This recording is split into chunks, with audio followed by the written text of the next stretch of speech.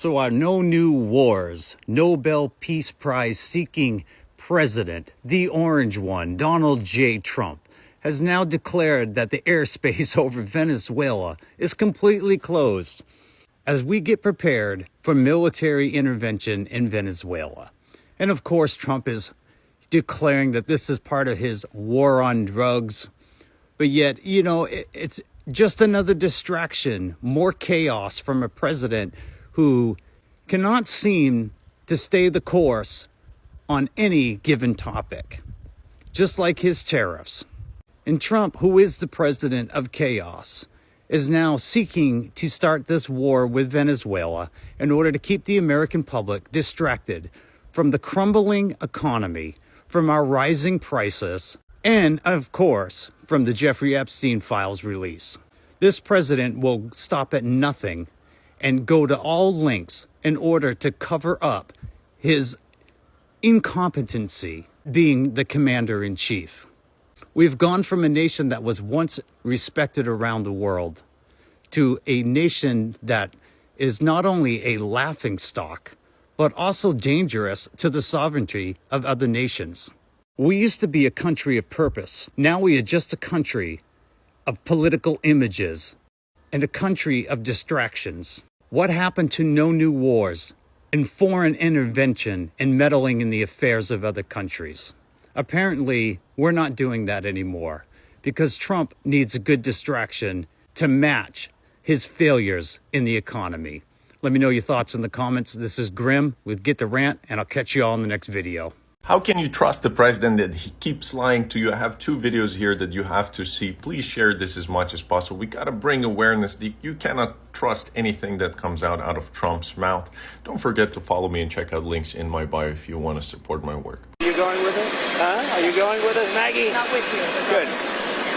Just one more on Venezuela. The president of Venezuela called the strike on the boat illegal. Are you concerned that Maduro might escalate something? No, what's illegal are the drugs that were on the boat and the drugs that are being sent into our country and the fact that 300 million people died last year from drugs. That's what's illegal. Do you think he's not telling the truth when he's... Murders, we're having murders, like a lot of murders, on a weekly basis. We haven't had a murder in 6 months. And it doesn't sound good even to say that. We haven't had a murder in 6 months. But when you were averaging one and even sometimes two a week, and you haven't had one in 6 months, you can walk with your family down the middle of any street, go to a restaurant, you won't get in. They're opening new restaurants all over. Well, here we go, guys. Trump's Department of War was found to have possibly most likely have committed war crimes against the drug boats in the Caribbean. And now he has posted this, saying all airspace above Venezuela should be considered closed to everyone for an indefinite period of time. He alone is declaring this. So Trump is now getting ready, most likely, to invade. That's what this signals. We don't know yet exactly, but that's what this likely means. Why would you close the airspace down over Venezuela to even commercial flights? Guys, this guy is unhinged. He's losing it. And now he's trying to start a war without the authorization of Congress. So that is illegal. Also, he cannot do that. Guys, he's going to go down. It's going to go down in flames for him, but not before he causes as much destruction and damage to this country as possible. Previous to this, he was railing about tariffs and how great tariffs are for this country and was basically urging the Supreme Court not to strike down his tariffs, which they signaled they were probably going to do, but haven't made a decision yet. They're slow walking it. But guys, that also needs to happen to help our economy recover. Otherwise, how are we going to get out of this mess with the tariff levels at the way they are right now? There's no way. So let me know what you think about all this. Comment, like, share. Spread the word. You think we're going to war with Venezuela? You think Trump is starting this here very soon? Let me know. Follow, subscribe, and I'll see you back here for the 411.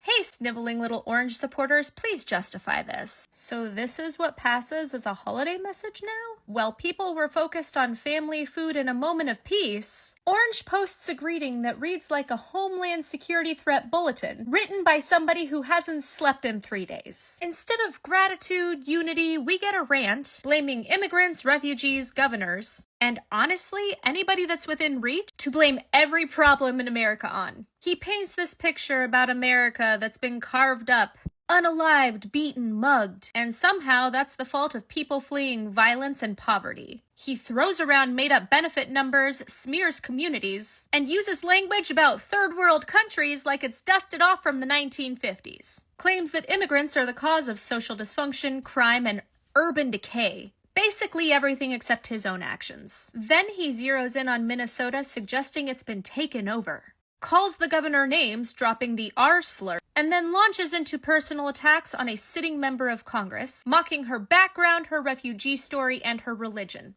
on Thanksgiving, on a holiday that's supposedly about gratitude and reflection. And after pages of this, he promises bans, mass deportations, and mass denaturalizations. What he literally called reverse migration, like he's announcing a new product line, instead of describing policies that would rip families apart and destabilize communities across this country. In the final twist, he ends with Happy Thanksgiving to all, except to the people he just spent paragraphs telling people to hate and fear. So here's the truth. This kind of message isn't about safety or patriotism.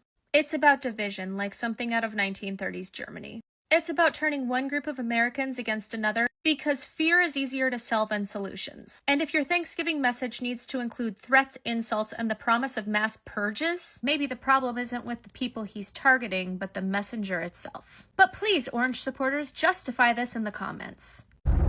You know what's hilarious about this whole autopen controversy where Trump is issuing an executive order to try to make every pardon signed by Biden and every executive order signed by Biden and everything Biden ever did that wasn't signed by his own literal hand invalid? You don't have to have a written pardon for it to be valid. They can be verbal. That's right. And the Supreme Court has held so many times. George Washington did verbal pardons. Now, they kept a record of them somewhere, but the point is, it's the will of the president's brain that decides when a pardon is issued. Period. End of story. And it's not just that MAGA goes off and says all this crazy stuff like, oh, autopen, we're coming after, Hunter Biden, blah, blah, blah, pardon invalid. It's that they don't even think to check. They're so lazy that they don't think, wait, are pardons, do they have to be written to be valid? Of course, this is who they are. They don't think about anything. They just spout off, talk shit, just fucking go. And the other thing, how is it Trump can say he can declassify documents held at Mar-a-Lago merely by thinking about declassifying them, but somehow Biden has to do a pardon by his own hand for it to be valid? Rules for him that don't apply around all across both. Ridiculous. Donald Trump just closed all of the airspace above and surrounding Venezuela to be closed in its entirety. He did this by posting it on Truth Social and X. He hardly posts on X. This is the full post to all airlines, pilots, drug dealers, and human traffickers. Please consider the airspace above and surrounding Venezuela to be closed in its entirety. Thank you for your attention in this matter, President Donald J. Trump. U.S. President closed the airspace of another country. There's a lot that happens out of Venezuela. A lot of people allegedly think Venezuela controls the cartels in other parts of the world, including Mexico. But when you really do the backstory, somebody else controls Venezuela, not Maduro. He's just the face. More to come. You know, it feels like a goddamn miracle because it looks like against all odds they figured it out. Someone in the Trump administration, or perhaps the last chemical engineer at NASA on her way out the door, borrowed the last operational brain cell from Donald Trump, combined it with a skin cell stuck to a hair strand found in one of the brushes behind a bottle in Pete Hegseth's changing room. And by some miracle of science, 88 miles an hour with a strike of lightning to the flux capacitor at midnight, those two cells previously thought to be for display use only came together like Trump and Bubba, barked miraculously and created enough electrical electrical current, make the dormant half-watt idea light bulb over Donald Trump's head flicker just a little bit. And in this moment, Donald Trump understood something that the rest of us figured out a long time ago. Now, like always, he's too smug to admit when he's learned something, so we have to figure it out from his actions. And he just took the action of requiring DC police officers to accompany National Guard troops on their patrol, since the National Guard is not the police and can't enforce domestic law, meaning they were being treated like props on a TV set, which actually tracks for a reality TV president. This is something that Sarah Beckstrom apparently already knew, according to an interview with her ex-boyfriend. And they gave them no rights to do anything. She couldn't detain nobody. She couldn't stop them from doing wrong. They told them to call the cops. She's like,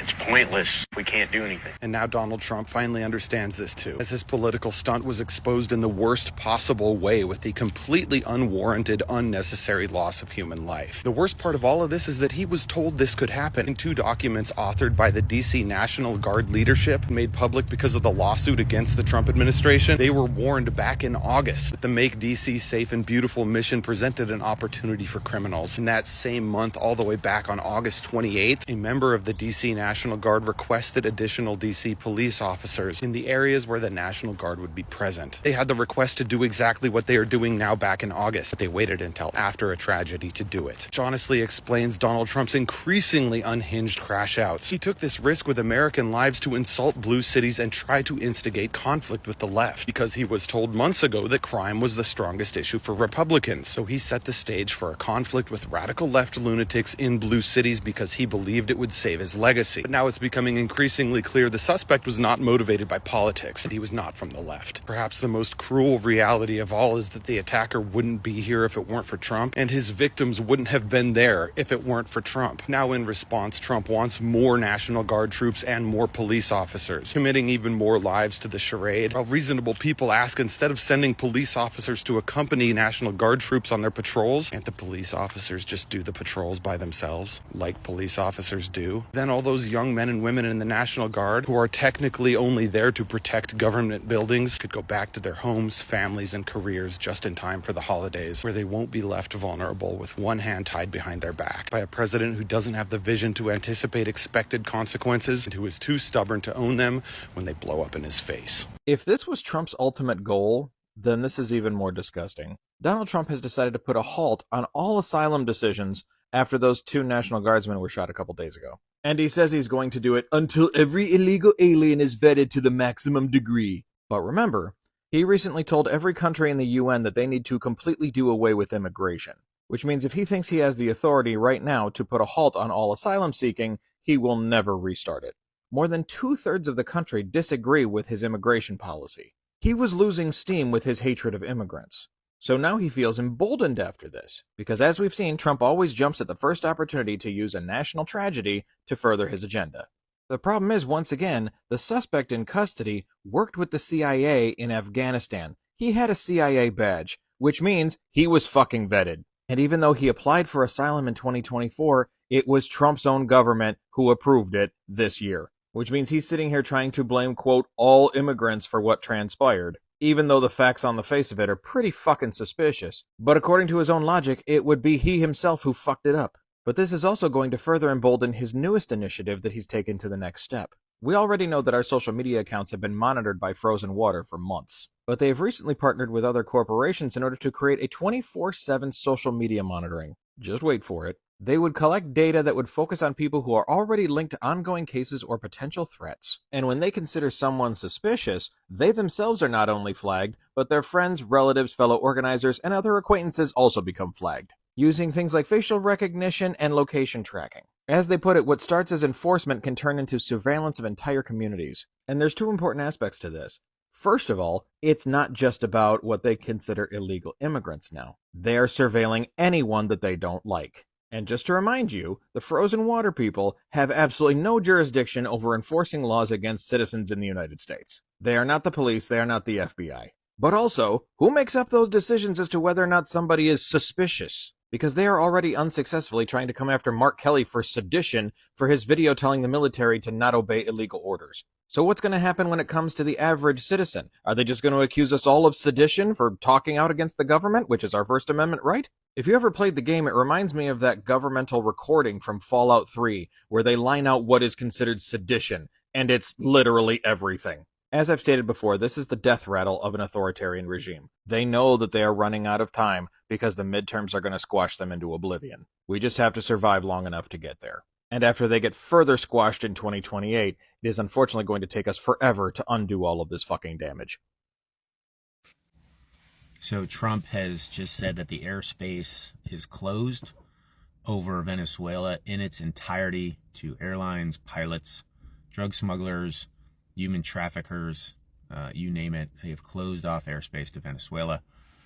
There are two possible reasons for this. One is in continued preparation for an invasion of Venezuela by U.S. troops, which would put them in harm's way, to distract people from the Epstein files and the economy and the fact that Trump is using Russian wish lists as peace plans.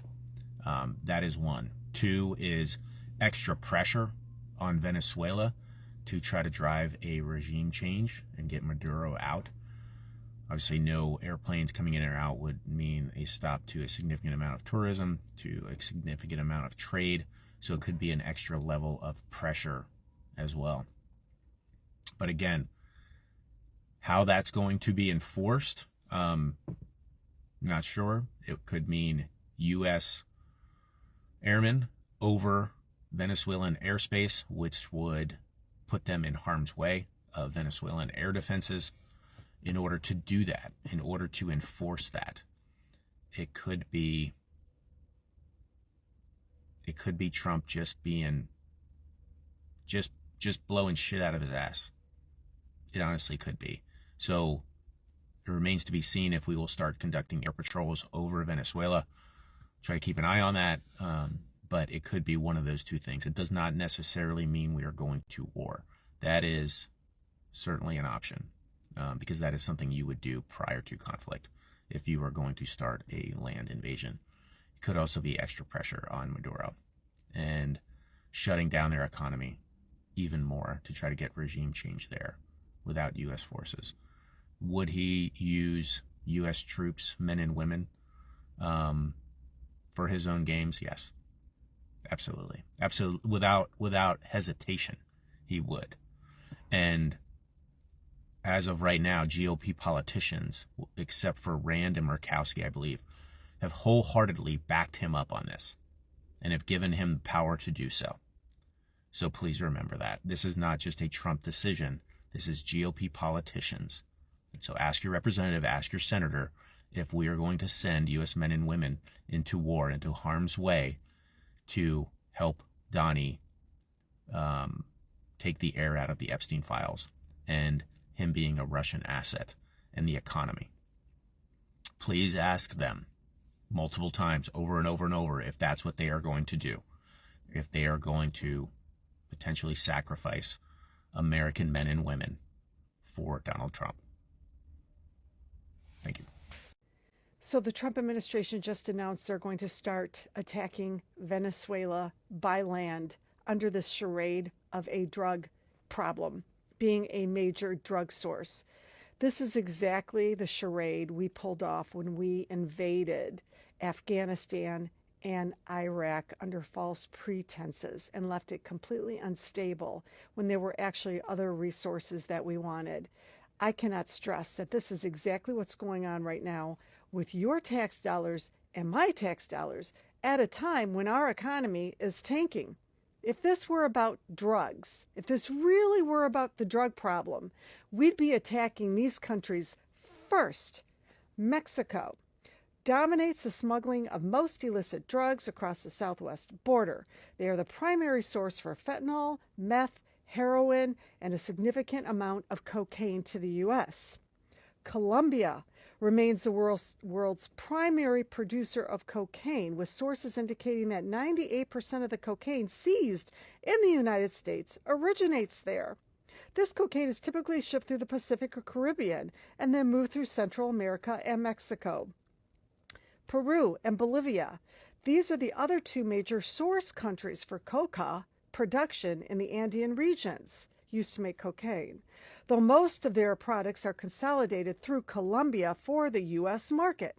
Central American nations, Guatemala, Honduras, El Salvador, Nicaragua, Costa Rica, Panama, and Belize. These countries serve as critical transit points for cocaine moving north from South America to Mexico. The Dominican Republic, Jamaica, and the Bahamas. These Caribbean nations are major transit hubs for drugs, primarily cocaine, moving via the Caribbean corridor. China. While not a source for plant-based drugs, China is a major global source of precursor chemicals used by Mexican cartels to manufacture synthetic drugs like fentanyl and meth. And then Ecuador. Ecuador's coastlines are increasingly used as key departure points for drugs, especially cocaine, alongside Colombia. Venezuela. We finally reached fucking Venezuela on the list. Is primarily considered a significant transit country for cocaine originating in Colombia. However, U.S. government data indicates the majority of U.S.-bound cocaine, around 80%, moves via the Pacific corridor, largely bypassing Venezuela, making countries along that primary route, Colombia, Ecuador, Central America, Mexico, more significant in overall volume to the U.S. market. Let me tell you something else about Venezuela. Venezuela has the largest proven oil reserves in the world, 300 billion barrels, even larger than the reserves in Saudi Arabia. The biggest donors to Donald Trump's presidency was big oil and all the LLCs and subsidiaries and so forth. Look it up. The ones that donated over $1 million have direct ties to the oil industry. Saudi Arabia cozying up with Donald Trump to get access to this oil in Venezuela by using your tax dollars and my tax dollars, and then pissing on us and telling us it's raining. In other words, it has to do with this drug problem they made up, is ludicrous. This is crazy. And we have madmen at the steering wheel, bypassing Congress and every other international law, and just going around killing anybody, and now we're going to invade their country. That's it.